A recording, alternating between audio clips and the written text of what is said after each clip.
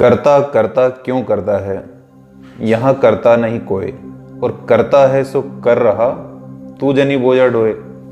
नमस्कार। तो आज हम मनुष्य के एक बहुत बड़े भ्रम से पर्दा उठाने का प्रयास करेंगे।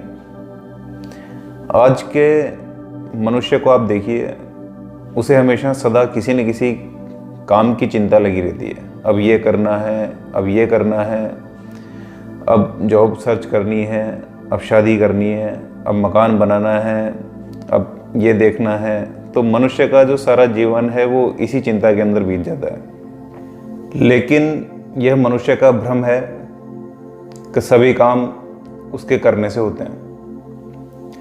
अब इस बात को गहराई से समझने के लिए मैं आपको महाभारत की एक छोटी सी कथा सुनाता हूँ। देखिए, महाभारत का जब युद्ध समाप्त हो गया था, तब युद्ध के अंतिम दिन बर्बरीक, जिनकी आज खाटू श्याम जी के रूप में पूजा होती है, उनका कटा हुआ शीश भगवान श्री कृष्ण के समक्ष जाकर उपस्थित होता है। और उस समय भगवान श्री कृष्ण पांडवों के साथ में उपस्थित होते हैं। तब वहाँ अर्जुन बर्बरीक से प्रश्न करते हैं कि हे बर्बरीक, तुमने तो समस्त महाभारत का युद्ध अपनी आंखों से देखा है, तो बताओ हम पांचों भाइयों में से किसका पराक्रम सर्वश्रेष्ठ रहा, किसने सबसे अधिक शत्रुओं का नाश किया है, किसकी भूमिका इस युद्ध को जीतने में सबसे महत्वपूर्ण रही है। तब अर्जुन का प्रश्न सुनकर के बर्बरीक जोर जोर से हंसने लगते हैं। तब पांडव आश्चर्यचकित हो जाते हैं कि हमने प्रश्न पूछा और तुम हंस रहे हो, हंसने का क्या कारण है। तब बर्बरीक बताते हैं कि इस महाभारत के युद्ध में मैंने केवल मात्र भगवान श्री कृष्ण के सुदर्शन चक्र को देखा है। बर्बरीक अर्जुन से कहते हैं कि आपको भले ही लगता हो कि आपका बाण जाकर के शत्रु का संहार कर रहा है, लेकिन मैंने देखा है कि दिखाई तो आपका बाण देता था, लेकिन उस बाण के आगे आगे भगवान श्री कृष्ण का सुदर्शन चक्र चलता था और वही जाकर के उस शत्रु का वध करता था। और आपके रथ पर जिन भीषण अस्त्रों का प्रहार होता था, तो आपको यह भ्रम होता था कि उन अस्त्रों के प्रहार को आप रोक रहे हैं, लेकिन मैंने अपनी आंखों से देखा है कि उन भीषण अस्त्रों के प्रभाव को जो आपके रथ की ध्वजा पर विराजमान थे हनुमान जी, उन्होंने अपनी गदा से रोका है। तो बर्बरीक का यह उत्तर सुन करके सभी पांडव शर्मिंदा होते हैं और भगवान श्री कृष्ण से क्षमा मांगते हैं कि हे प्रभु, हमें अहंकार हो गया था, हमें क्षमा कीजिए। तो इसी अहंकार ने आज के हर मनुष्य को जकड़ रखा है और हर आदमी यही समझता है कि सब कुछ मेरे करने से ही होता है। लोगों को समझाओ तो लोग तर्क देते हैं कि मैं थाली से ग्रास को लेकर के अपने मुख तक नहीं ले जाऊंगा तो मैं खाऊंगा कैसे।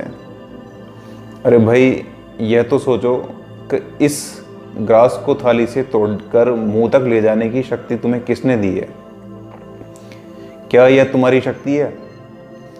क्या तुमने अपने आप को जीवित रखा हुआ है? क्या तुम्हारी श्वास तुम्हारे नियंत्रण में है? क्या तुम्हारे हृदय की धड़कन तुम्हारे नियंत्रण में है?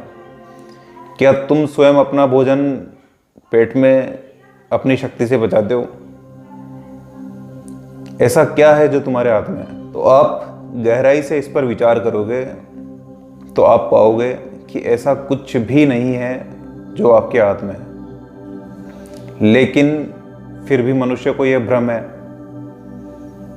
कि सब कुछ मेरे हाथ में है, और यही उसकी समस्त पीड़ाओं का कारण है।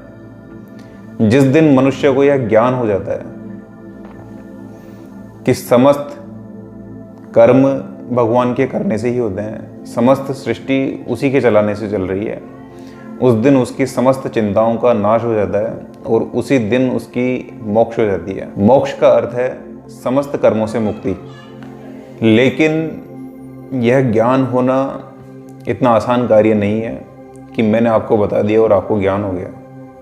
सुनने से ज्ञान नहीं होता है, ज्ञान अनुभव से होता है और इसके लिए आपको तपना होगा, भगवान की भक्ति करनी होगी। और जब भगवान अपनी कृपा करके आपको अपने इस गोपनीय रहस्य का अनुभव करवा दें, उस दिन आप ये मानना कि आपको भगवान के इस रहस्य का ज्ञान हुआ है। अगर पढ़ने और सुनने से ज्ञान हो जाता तो अब तक इस संसार में न जाने कितने ज्ञानी हो जाते। लेकिन फिर भी आप अपने मन में धीरे धीरे इस विश्वास को जमाना प्रारंभ करें कि सब कुछ भगवान के करने से ही होता है, मेरे करने से कुछ नहीं होता है।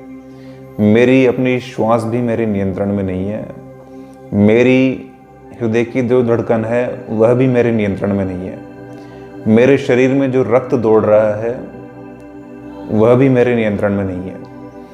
इस शरीर में जो जीवन को चलाने वाली जितनी भी प्रक्रियाएं हो रही है वह भी मेरे नियंत्रण में नहीं है। कोई है जिसने मुझे जीवित रखा हुआ है और वही इस शरीर को चलाता है, वही इस शरीर को कर्म करने की शक्ति देता है। सब कुछ उसी के करने से होता है।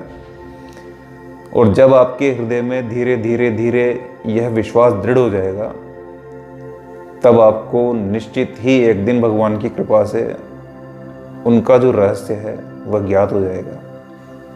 तो आज के लिए इतना ही।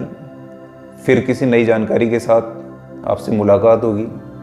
और जानकारी आपको अच्छी लगी हो तो इस चैनल को सब्सक्राइब करें, कमेंट करके अपनी प्रतिक्रिया ज़रूर दें और इस वीडियो को अपने मित्रों के साथ में शेयर करें। धन्यवाद।